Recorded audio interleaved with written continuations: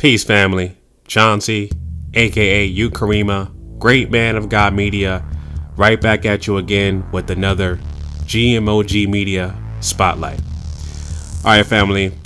Great topic I want to talk about. This topic is dealing with the upcoming holiday shopping madness that people go through every year right after so-called Thanksgiving, which is Black Friday. All right, so I'm going to break down Black Friday and what black people, what so-called African Americans, whatever you want to call yourself, melanated people from Africa or African descent, I want to address. I'm going to talk about how Black Friday should be turned into Black Empowerment Friday. It should also be a mentality you need to program yourself to think on a 24/7 schedule. I'm gonna break this down in this video, family. So sit back, relax, take some notes, and I'm gonna go ahead and drop with this topic and try to break down what black people need to do in terms of shopping, especially during the holidays, and what you need to do to empower yourself. First of all, I just want to address this. People are talking about boycotting, right? You know, we had the Million Man March, the 25th anniversary, great event that happened in DC, and one of the topics they talked about was boycotting, right? Boycotting and making sure you don't buy any products on Black Friday or any other particular shopping, you know, areas like Cyber Monday, for example, things of that nature. You know, one thing I want to address with the Black Friday thing and boycotting thing, right, is this. Rule number one, all right? When you want to boycott something, you need, especially a black business, in order to boycott something, you need to replace what you're boycotting with a permanent solution. In other words, let's say you want to boycott shopping at Walmart, right? You don't want that to be a temporary thing, because people can boycott something for 1 hour. You know, literally, you can say, hey, I'm going to stop buying Jordans for 1 hour and then go right back to buying Jordans, you know, a couple hours later. You know what I'm saying? That's powerless, and I wouldn't even call it symbolic. It's just a waste of time. That's what it is. When you're boycotting and you have nothing to replace what you're boycotting with a permanent solution, such as a black-owned business, you need to parallel that. You need to have a parallel economy, you know? So what I deal with this, and going back to what I was saying before, I'm going to be talking about Black Friday and how it should be used to empower yourself. It should be called Black Empowerment Friday with the 24/7 mentality. All right. On my channel, going back to what I was saying before, well, on my channel, I talk about racism, which is white supremacy.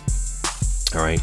Now, we do live in a system of racism, white supremacy. Okay.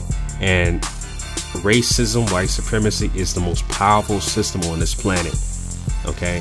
It's the most powerful system on this planet today that affects black people worldwide. All right.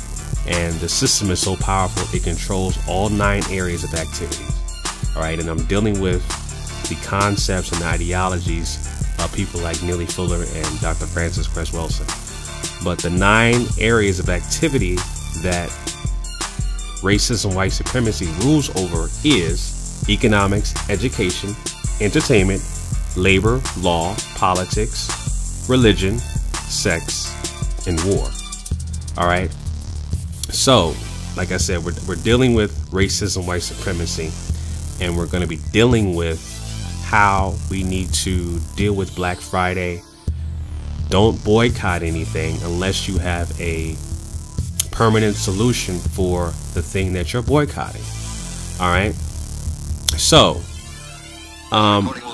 what I want to address first is, like I said before, you know, you want to have something to replace what you're boycotting with a permanent solution. You don't want to do a temporary boycott. You don't want to say, I'm going to stop buying products or whatever kind of apparel you want to get for your children for a couple of hours. It's just a waste of time. It's a complete waste of time.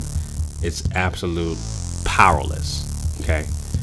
The first thing I want to address, all right, like I said, racism, white supremacy is dealing with 9 areas of activity. So you need to empower yourself in one of those areas of activity. Now, what I mean by that is, let's say, okay, you really want to boycott something, right? Let's say your son asks you, you know, I have 3 sons, right? They love video games. I'm pretty sure any child that you have, any boy, love video games, no matter what. You can't escape that. They're everywhere. All right. So you want to say, hey, I'm not going to shop on Black Friday because, you know, I want to make sure my black dollar stays in my pocket. I just want to save money. Whatever the case may be, that's fine, right? But if you're thinking, if you want to patronize a black-owned business, you can't say, hey, I want to stop buying an Xbox game or a PlayStation 4 game because I want to support this black-owned electronics company that's making video games, right? It doesn't exist because there is no black-owned electronic or software company that makes games for the consumer. There isn't. So what do? Right? If someone wants to have their own black-owned business that develops video games, that develops software, etc., etc., get with a like-minded person that wants to start that business. Okay? And then you can get supporters, you can get stakeholders, things of that nature to support your business, and it will flourish down the line. That's how you create, first of all, it's group economics. That's number 1. And that's also how you create generational wealth, right? And I'm going to talk about generational wealth later on in this particular vlog. All right. But that's just an example, right? So obviously we don't have any black-owned major software companies that are producing consumer-based video games like an Xbox, like a PlayStation 4. That's what I mean by a parallel economy with what's going on with the PlayStations of the world, the Xboxes of the world, Microsoft, Sony, etc., etc. We need to create businesses and own and control our businesses because we live in a system of white supremacy where everything is owned and controlled by white people. So we need to parallel that with black-owned businesses. Okay. Now, there are plenty of black-owned businesses right now, but just not on that level. So if you want to patronize these particular businesses, you need to research and find out, you know, first of all, number 1, how can I make this black-owned business if that particular business does not exist, right? So, I mean, you can, for example, right, you have a black-owned business directory, which is called blackbusiness.org. So you can check that site out right now. Go to blackbusiness.org right now and you can check out whatever kind of business you're looking for. You want to try to patronize a black-owned business, you can look for a black-owned business at that particular website, which is called blackbusiness.org. All right. Now, another sidebar I want to say, people talk about, okay, I like to support black-owned businesses, but they don't have the customer service or the service quality I expect. You know, they're rude, they're not professional, etc., etc. That's a whole nother topic of conversation, right? Okay, so if you're trying to support a black-owned business and they're not professional, whatever category or whatever area of activity they are under, that's a whole nother topic of conversation. We could talk about, you know, ethics. We could talk about professionalism, you know, things of that nature.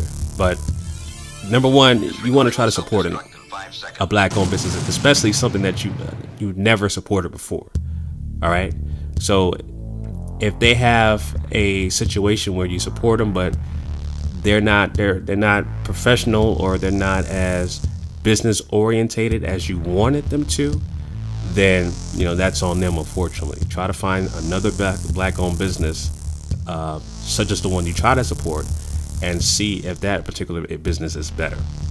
Now, as I mentioned before about generational wealth, right? So there was a report from CNN that indicated whites have 12 times more wealth than blacks, right? Like I said before, we live in a system of racism, white supremacy. And so these are facts. Whites have more wealth, 12 times more wealth than blacks. So there is a great economical divide between blacks and whites. Again, we live in a system of racism, white supremacy, and they control all 9 areas of activity, including economics. All right, so we have to break that cycle. Okay, we have to break that cycle of generational wealth. Okay, so that we can have and control our own businesses, make our own products, and practicing group economics within this system that is constructed against us. All right, family. Now, this coincides with another thing I wanted to also address. Is there is an upcoming movie, independent movie, that's going to be it's actually out right now.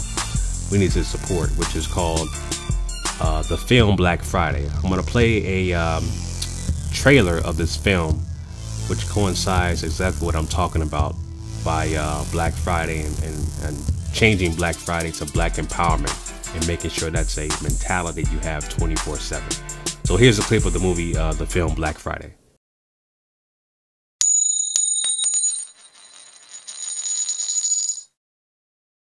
If you died right now, would you leave bills or benefits?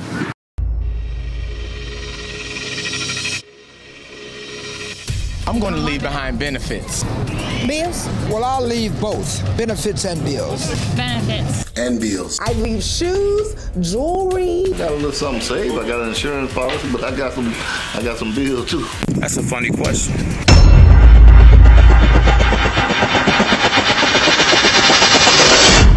As a child, my family did not teach me about money because we didn't really have a lot of money growing up.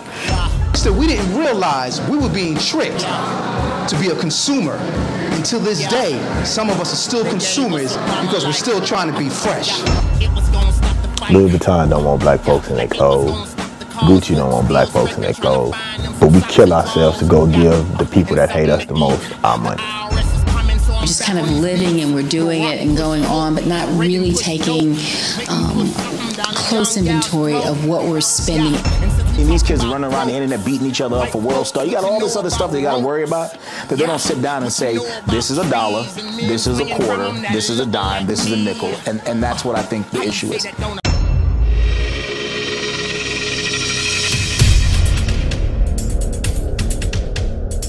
So if I don't know myself, you give me $1 billion, I'll act like I don't know who the I am. I'm gonna be in the strip club and throwing it away. Everybody on Instagram appears rich, particularly to the rest of the world.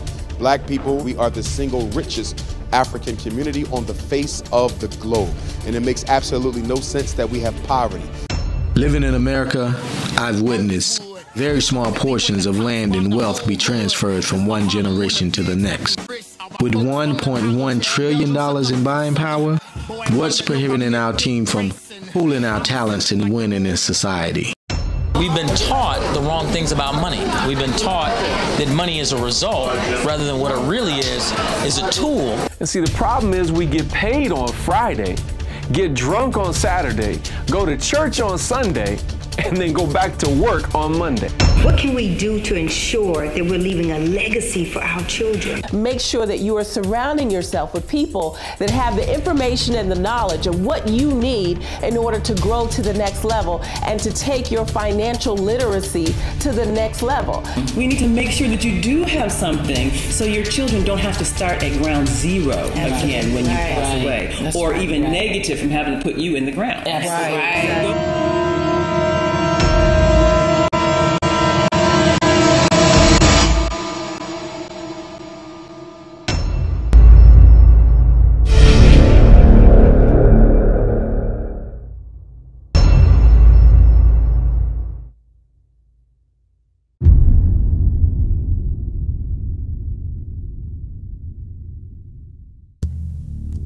Yeah, so that was powerful. That was powerful. I mean, everything you see in the film affects black people right now. So I mean, again, as I said before, the fact that we don't have generational wealth and that whites have 12 times more money as far as wealth than blacks pretty much sums it up right there. You know, and people like to use the term buying power. You know, as the trailer said, black people have $1.1 trillion buying power. Well, that's an oxymoron.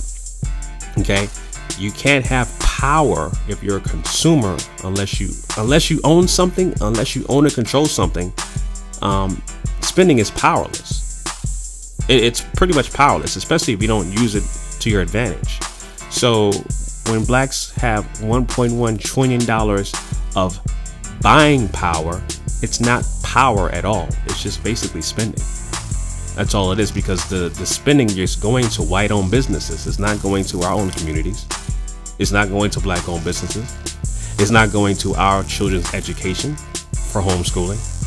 It's not going to our children's learning as far as new economics and books and things of that nature. No, it's going to white-owned businesses, as the trailer already pointed out. We're going out and buying Jordans, we're buying Rams, we're buying cars, we're buying, you know, things that depreciate in value, while the whites are thinking of new technologies down the line, new tech firms and new softwares that's coming out in the next 10 years that's going to profit and become billion-dollar companies. That's what whites are doing. We need to have that same mentality. Okay, we need to be 20, 30 steps ahead of the game, where we can have generational wealth for our kids, for our kids' kids, and our kids' kids' kids 40, 50 years down the line. We're not thinking that way right now. We're just in the now as a group, as a people. And like I said before, $1.1 trillion so-called spending power. Okay, now you can talk about, okay, well, our black dollars circulate in the church, right? Now, there was an article, and I'm pretty sure some people know about this article. People talk about the church, right? The black church. Again, we live in a system of racism, white supremacy. So the term black church, there really shouldn't be a term black church. Just like Brother Neely Fielder pointed out, he mentions that there shouldn't be called anything about a black church. A church is a church, especially if you're a so-called Christian, right? So there really should be a black church, but there is, because of the system that we're in. But the point being is that, and going back to, well, our dollars circulate in the church, right? That's true and untrue. Number one, I'll just give you some facts. All right, there was a study that was just released, or an article just released a couple years ago, that blacks have spent over $400 billion on tithes and donations, right? But black churches, they don't work collectively as a group or as a system. Okay, black churches are independent. So as far as the money that the black churches have generated since the 80s up until a couple of years ago where this study took place, yes, we've contributed billions and billions of dollars, 400 billions of dollars to tithes and donations to the black church, but collectively they have not done anything for our benefit. These are just facts, okay? You can compare it to the Catholic Church system, and notice how I say system. You can compare it to the Jewish church system, because those particular religions, those churches work as a system. So for example, whenever the Vatican, or whenever the Pope rather, who's in the Vatican, decides to call a new church decree, right? For example, you know, the 325 CE or AD Council of Nicaea, right? That was the first church council during that time, where they constructed a whole bunch of things, but I won't get into that in this particular vlog, maybe later. So if they want to make a decree and actually concoct the Bible canons into canons, and they want to revise a certain verse or add a new scripture or whatever the case may be, that's what you call a church council, which is called by the Pope and the bishops of the Catholic Church. Okay, once they make those changes in the church council, that is a systematic change throughout all Catholic churches, including Christian churches as well, who read their doctrine, the Bible. Okay, so whenever there's a change, whenever there's a church council change, or whatever they want to revise in the Bible or some kind of decree, that is a systematic change. Okay, the hierarchy, which is patriarchal, goes from the Pope, goes all the way down to whatever kind of sector you have in that particular religious system.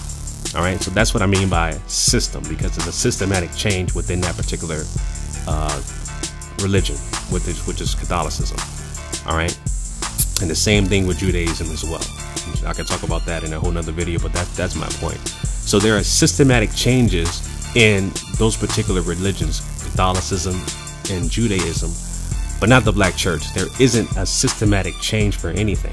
So you can have 3 or 4 churches in a so-called black neighborhood, which you know there are always black churches right across the street from each other, but collectively they don't work together. Okay, so you can put money in the black church, right, but it's only affecting that individual church, and collectively the black churches don't work as a unit to better systematically black people as a whole. That's my point. All right, family.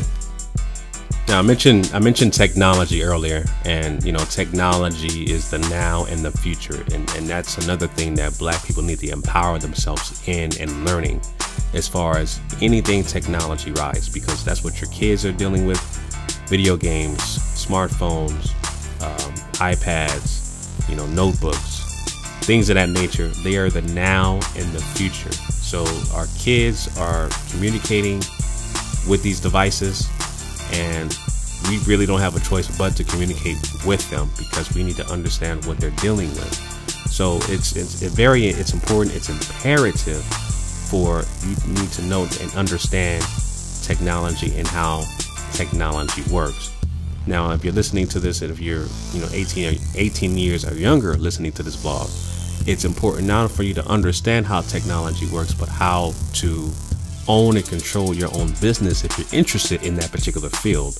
You know, starting a technology company, a software company, you know, things of that nature, and getting the support that you need. You have the idea, right? You have the idea, and you want to take your business to the next level. Just keep moving forward and get the support that you need, and you will succeed later down the line. So that's the whole point being of that. So definitely get more empowered with technology. Now, I talk about the 9 areas of activity. Technology is not listed on the 9 areas, but it's actually a subcategory which is under economics. All right, so you have economics, and then you have other categories underneath there, and you can put technology under economics, dealing with the 9 areas of activity. All right, so again, Black Friday, that's coming up, okay, and every Black Friday every year. Cyber Monday also, okay. We need to change our mentality of empowering ourselves, not buying things from other companies, white-owned companies. We need to empower ourselves with the 9 areas of activity by making sure, number 1, we patronize black-owned businesses. If we don't have a black-owned business that falls under, let's say, a Microsoft category, or another sports apparel category that's a multi-billion-dollar company like Nike, right? Well, we need to empower ourselves by trying to start our own black-owned business, like a Microsoft, like a Nike, okay? And let's not get it twisted. You know, Jordan brand, people say that, you know, Jordan is a black-owned. It's not black-owned. It's owned by Nike, okay? Michael Jordan, he gets basically a percentage of the profits of the Michael Jordan sales, anywhere between $80 to $100 million. So he basically has a 360 deal, if you will, with the Nike product, okay? While Nike makes billions of dollars off of Jordan, right? Michael Jordan gets a small percentage of those shoe sales. Now, $100 million is a lot of money, but compared to what Nike is getting, it's pennies, because Nike is getting the back end money, which is billions of dollars from Jordan sales. Just a sidebar. So anyway, like I said, empower yourself. Continue to empower yourself with the 9 areas of activity and have this mentality as a 24/7 basis. All right, you can't boycott something without having a parallel business that's a permanent solution that's black owned.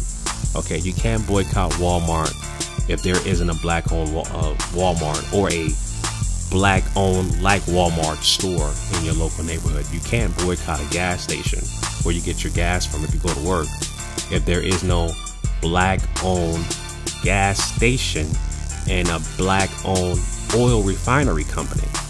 Of course not. That business does not exist today, at least one that I know of, but I'm pretty sure the vast majority of an oil refinery company owned by a black person is few and far in between. You know, and it's funny because you think about history, right? And the richest black person to ever walk the earth was King Mansa Musa, worth over $400 billion, right? But that was many, many, many years ago. And we have been under what you call PTSS, post-traumatic slave syndrome, where we have been indoctrinated with Eurocentric views and values. That also plays a toll on black people right now. So PTSS is another topic of conversation I could talk about in another video, but that also plays a role in how we think and what we do.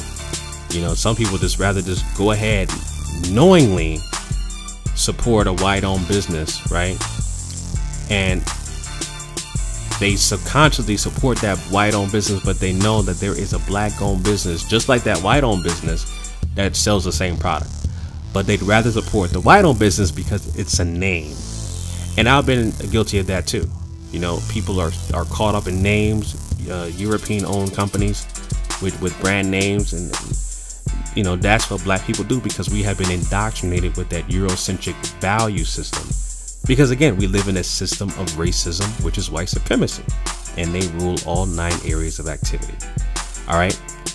So just to wrap it up, family, you know, as you can see on the screen, we need to have a black empowerment mentality. We need to go back to the Black Wall Street days.